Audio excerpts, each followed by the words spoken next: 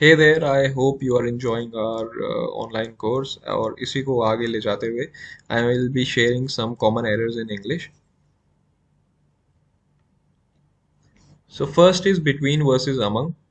So ये दो preposition है. Normally में स्कूल में सिखाया गया है कि between दो के लिए यूज होता है, among दो से ज़्यादा के लिए. But I'll rewire you. Between तब यूज हो सकता है जब उसके आगे डेफिनेट नंबर हो, चाहे दो हो, तीन हो, चार हो, पांच हो.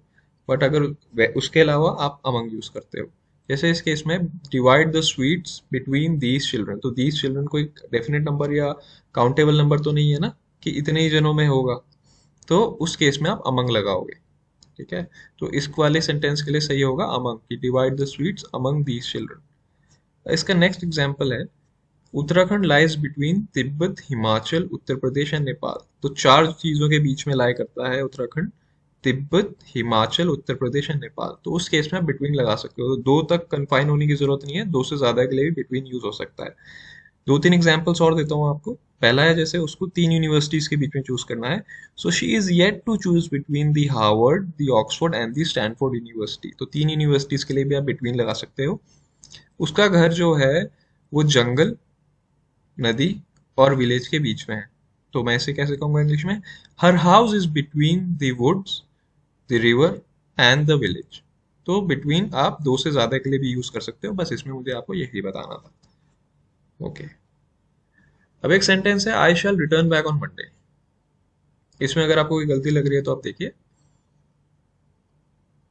Okay.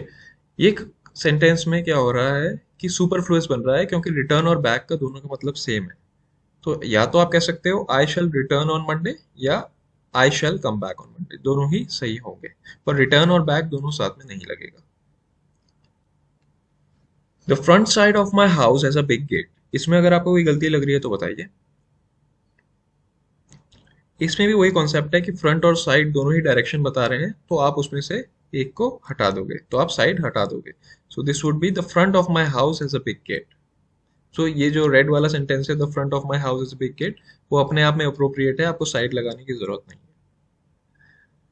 Likewise I have a beautiful pool at the back side of my house. तो इसमें भी साइड की लगाने की जरूरत नहीं है, क्योंकि बैक अपने आप में ही डायरेक्शन बता रहा है.